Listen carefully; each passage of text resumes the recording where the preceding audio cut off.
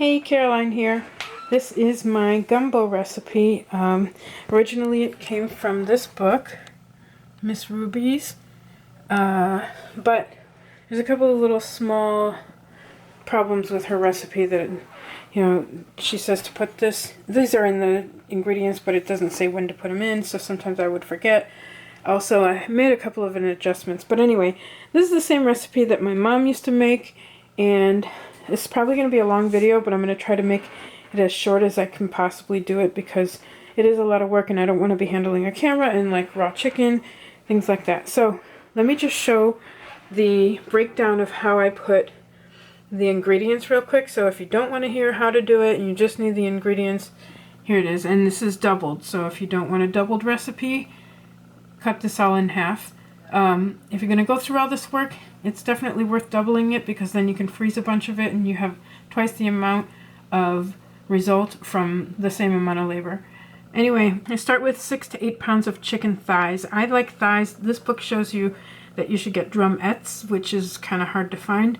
And it's basically like drumsticks, but a different size, I believe. But I don't like drumsticks because they have a whole bunch of little teeny bones in there that can get lost in the gumbo, so it's kind of hard to pull out. Thighs only have, I believe, 2 bones, so they're easy to just remove and cut up the chicken. Anyway, so then you need a group of seasonings for the chicken, but you're going to also need a different group of seasonings for the flour dredge. So it's hard to read a recipe where it has like 2 teaspoons of garlic powder, and then down here 1 teaspoon of garlic powder, where it says 3 teaspoons of garlic powder, hold back 1 teaspoon for something different. So it's easier to just have it divided up like this. So you put all your seasonings together for your chicken, which I have done right here in this little bowl. I've got garlic powder, cayenne pepper, black pepper, white pepper, and Lawry seasoning salt. And like I said, I've doubled this recipe, so there's 2 teaspoons of each, but there's a tablespoon of cayenne. Then you put together a different bowl with your flour dredge, which this seasoning is going to go onto your chicken and marinate your chicken, but then you're going to have a flour dredge that you're going to put the chicken into, which is also going to be seasoned. So flour, cayenne pepper, garlic powder, and then kosher salt.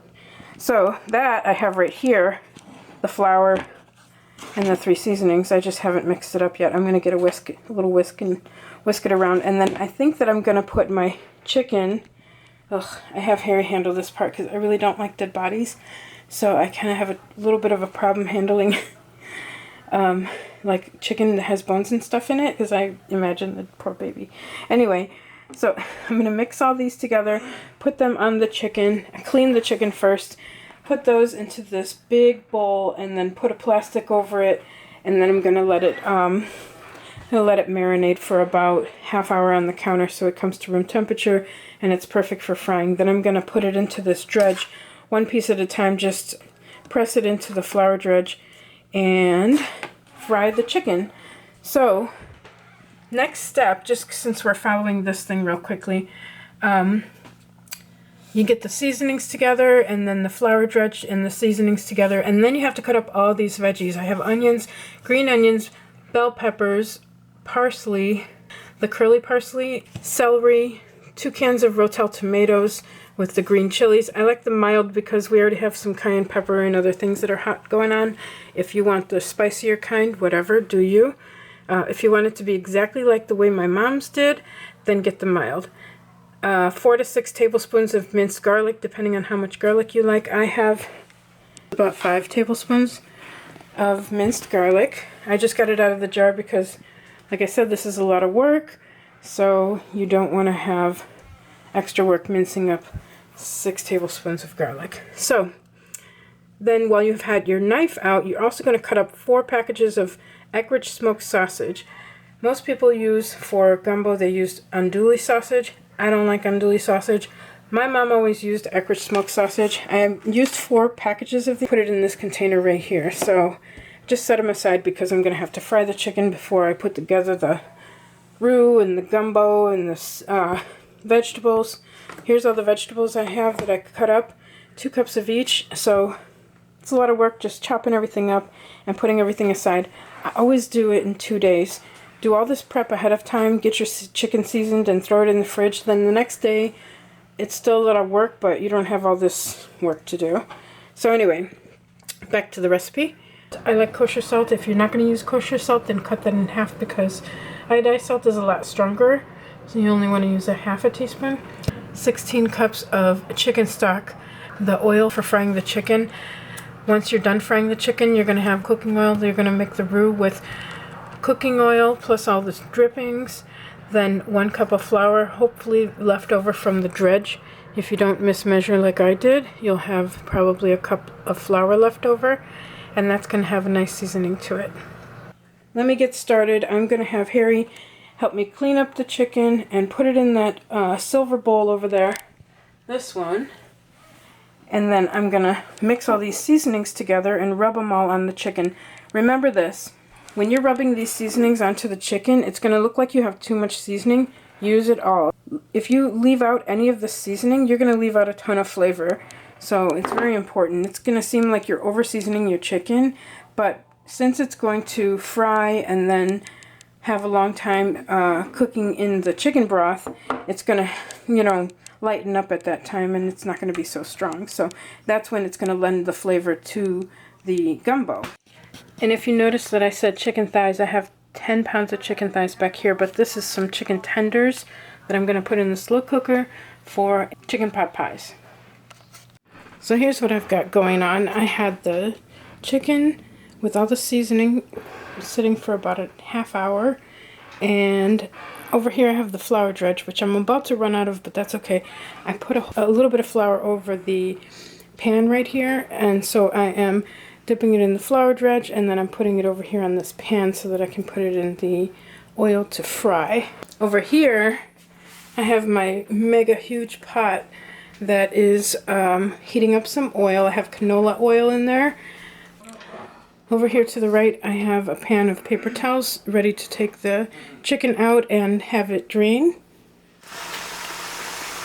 Alright, I am frying the chicken. And I'm keeping it moving because I'm working with a huge pot and a little teeny tiny flame. I mean, I don't have it on low or anything, but it's very small compared to the pot. So I'm trying to keep the temperature regulated by swirling the pot just gently. You don't want to cause yourself a grease fire. But anyway, I also have a spider here ready to pull the chicken out of the pot. The important thing here, you don't have to completely fry the chicken until it's done because it's going to spend 45 minutes in the gumbo later on cooking more. So just make sure you get a good brown on your chicken, like maybe 90% finished, and make sure that anybody that comes into the kitchen wanting to try a piece of the chicken that's sitting on that rack over there, they know that it's not completely done so they don't die. Okay, I got the first little batch done. This is the color you're looking for. Not 100% done, but a nice color. Let's see if you can tell. Okay, two things I want to say here. Where the flour dredge was, if you have any extra, usually I have a half a cup left over, or a cup in this case because I did a double recipe.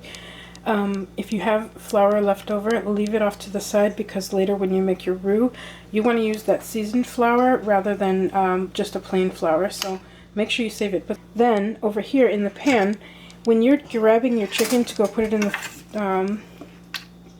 hot oil, make sure that you're soaking up the rest of this flour dredge that's stuck to the pan, because aside from being flour, it's also just a whole bunch of flavor and seasonings that you want to salvage.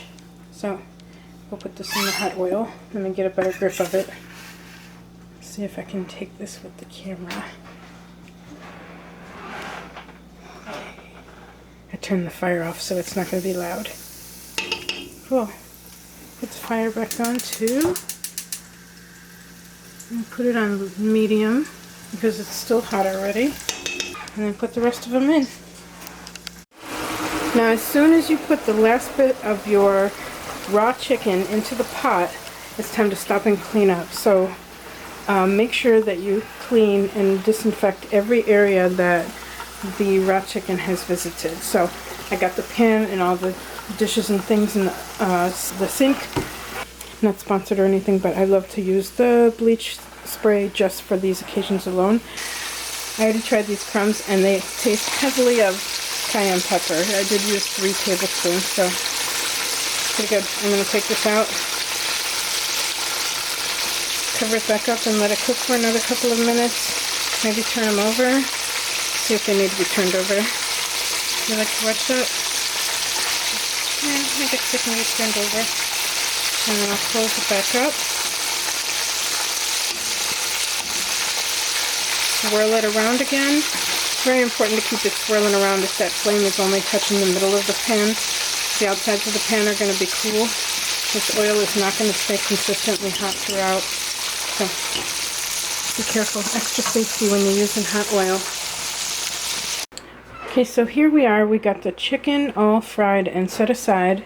And now I have a huge pot of oil.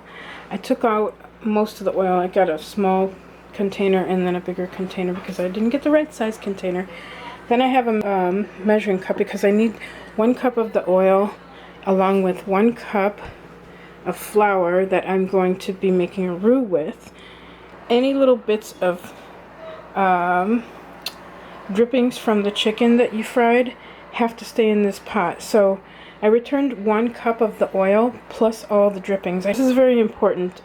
If you came to my wedding and you had the gumbo at my wedding, somebody cleaned the pot, so all the drippings were missing. So the whole entire roux was messed up. Anyway, I'm going to go back and put this on the heat again, and I'm going to bring this back up to a boil that I'm going to mix in my flour. Now, I did something wrong here. I don't know how I'm going to edit it, or I'm just going to tape these together, and you can hopefully follow along.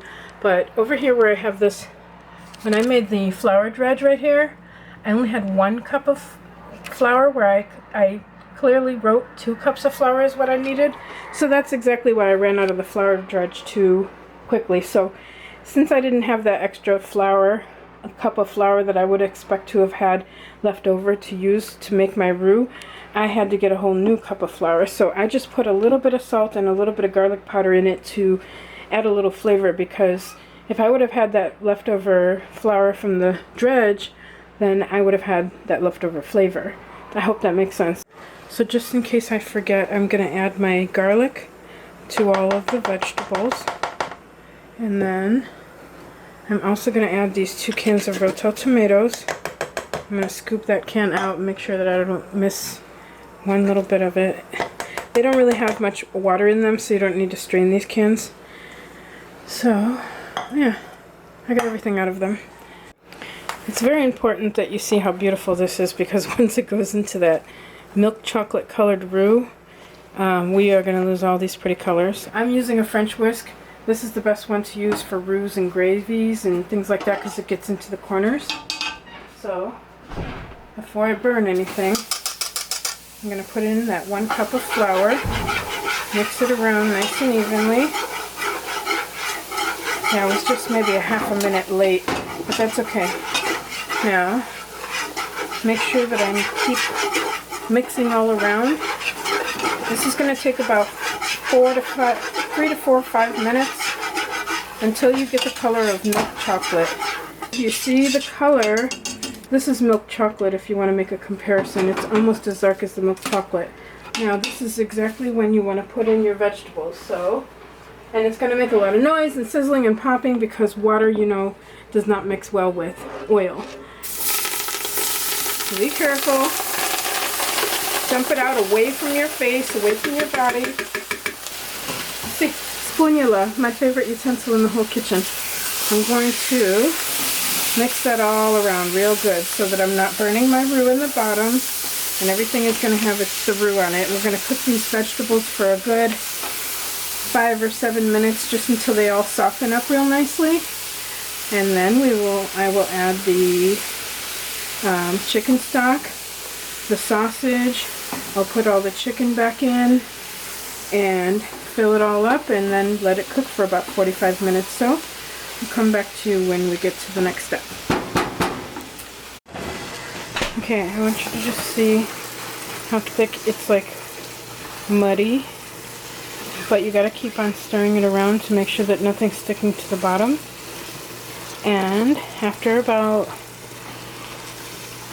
7 minutes of cooking this and stirring it around, I'm going to be adding the chicken broth. Now in the book, if you follow Miss Ruby's instructions, she says to fill up a stock pot on the side with a whole bunch of chicken broth, warm it up, get it to boiling, and then take all this out and pour it in there. But I feel like it's not necessary to be dirtying up more dishes. All the flavor is already in this pot. Why don't I just make it like you do when you're making gravy? You put the flour and the fat together and then cook it for a little while, and then you add a liquid that kind of thins it all out. I mean, I'm going along with the same concept as gravy. So here I have some of my chicken stock. I'm just going to add about half of that and then start mixing it around. Yeah.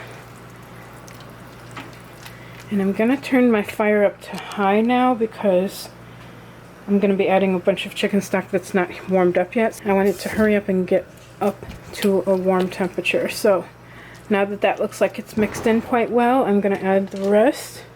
I just added I'm going to be adding a total of 16 cups, so I just added 32 ounces, half at a time. Whoopsie. Most importantly, if you get your hand greasy, because this is a real greasy meal, if you ever stop and get your hand greasy, it becomes really, really dangerous, because if you grab the pot or anything like that and it slips out of your hands, this can be a disaster. So stop and wash your hands.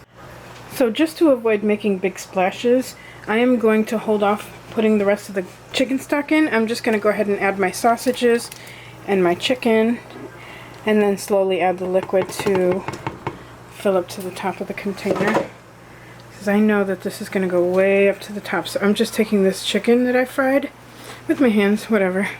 I gotta wash my hands again. This process requires you to wash your hands 735 times, so be prepared. Once I'm done putting all this chicken into the pot, I'm going to shake off these little crusty things into the pot too, because that's flavor and we don't want to forget it. One more piece of chicken. So that's all the chicken and all the sausage, just not all the broth. You see this thing? 48 ounces. I have to pour 2 of these in here. I've only done 32 so far, and I need a total of 128 for this double recipe. This double recipe is always pushing it up to the edge. So I may have to just hold back some of the broth and put it in later, because this is going to cook uncovered for 45 minutes, just at a low simmer. Make sure it comes up to a boil, and then just let it keep boiling for 45 minutes. And then come check on it. The chicken's going to be very tender, and you'll be able to pull all the chicken pieces and skins and things like that out into a bowl. You're going to shred all the chicken off of the bones. I don't put the skin back into the dish because it's kind of sloppy and weird, and all of the flavor from the skin has already vanished into the pot, so you don't really need the skin after that point. Getting awfully close to the top. I need to allow like a couple centimeters for the bubbling to happen. This is a huge pot. And bring it up to a boil, let it simmer 45 minutes, and we'll come back at that point. Okay, before I finish, now that I've got it all the way filled up to the top, I'm gonna bring it up to a boil, but I have to keep it moving. I have to like gently come in here and stir every once in a while, and since this is like rubber, or heat-proof rubber, I can go down in the bottom and make sure nothing is sticking to the floor, because you don't want nothing to stick and then start burning and then give the whole thing a nasty flavor. So you just want to kind of keep it moving around. Every 5 to 10 minutes, have somebody come in and stir, move it around. As this cooks, you're going to start to see this like foam come up on the top.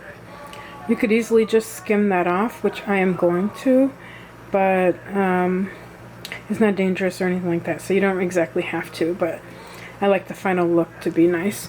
And also, one more thing to say is that I had it turned up to high so that I can warm up some of this broth, but once I start to see any little bubbling starting, I am going to bring it down to medium-low, so that we're not like boiling it really hard. We just want it to do a light simmer, and low and slow. Whoa! That's what I did. Alright, calm down. Please don't start a fire. What not to do. Okay, so now it's been about an hour because I had to keep it really low. Do you see it's only bubbling in the very center right here? Because it kept spilling over. So I just have it bubbling really low. Instead of doing 45 minutes, I did an hour. And before I do my last stirring, do you see the grease around the edge? I don't know if you can catch me like sucking it up. And I'm just going to put it in that measuring cup over here. And I mean, you know, of course grease is where the flavor is, but the grease has already given us all the flavor it's going to give us, and now it's just going to make the dish slippery, so it's kind of pointless to have in there. And it's also going to give people indigestion, and, you know, don't want to do that. Just want some good flavored food. It's not going to kill you, so it's worth taking a couple minutes to skim off the extra grease that's around the edges. Then I'm going to give it another good stir and remove the chicken. Now I can do it a little more vigorously because the level has gone down. I'm going to take all this chicken out, put it into this bowl right here, and then I'm going to remove all the skin and bones to the garbage, and then take the chicken and put it on a cutting board. You don't really have to do that. You could just shred it. I don't really like really long shreds of chicken, so I am just going to cut it up into like bite-sized pieces and then put it back in here, and then you'll see the level go way down, and then we can add the rest of the chicken stock, but slowly.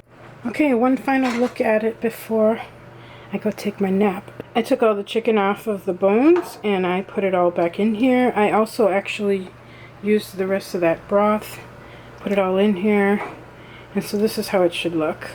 I am going to just take this cover right here. The only time I'm using the cover, I'm going to just have it offset just a little bit so that it'll cool down. And I'm going to take a nap, and then once this cools to room temperature, I'm just going to put it in the refrigerator. Tomorrow morning, when I get home from work, I'm going to get a bunch of 16-ounce containers, little pint containers, and I'm going to take it straight from the refrigerator and fill up all those containers and put some in my freezer. So I should have about 14 containers. That's about how many I had the last time. That's like 2 servings per container. That's pretty good. Alright, here I am the next day. I just pulled it out of the refrigerator. The whole top of it, I believe, is kind of a layer of fat, which you can just peel off and go under, but I'm not going to really need to peel much of it off. Anyway, I've got these containers right here, 16-ounce containers. I'm going to put them. Last time I did this, it filled up 14 containers. I just want to show you what it looks like the next day. So it has thickened up quite a bit, and you can see the chicken and the sausage and all the vegetables. Yum. Now when you put it over something like rice or whatever and you warm it up, it's going to thin out into more of a liquid instead of this gravy that you see. But oh my god, it's so good. Yum. Yay, there's my gumbo. Now I'll show you when I plate it. I made a big pot of basmati rice right here. That's my favorite kind. You can make whatever you want, but that's what my mom used to always make, and I don't know why, but it smells like popcorn when you cook it. So here I have 11 1-pound containers. I have a little bowl for me and a little bowl for Harry. I'm sure he's going to put a lot more in there. I still have enough to fill up probably 3 more pint containers, so that would be like 14 containers. I think I did 14 pints the last time I did it. I did 14 pints, and I also had a couple of bowls on the side, but I'm just going to do 11 pints and then put that in the refrigerator, because I'm sure that me and Harry are going to be eating on this for a couple of days. This is one meal that I never get sick of. I could eat it over and over and over again. I don't know why, I don't get sick of it. So good. Thank you for watching. That's everything.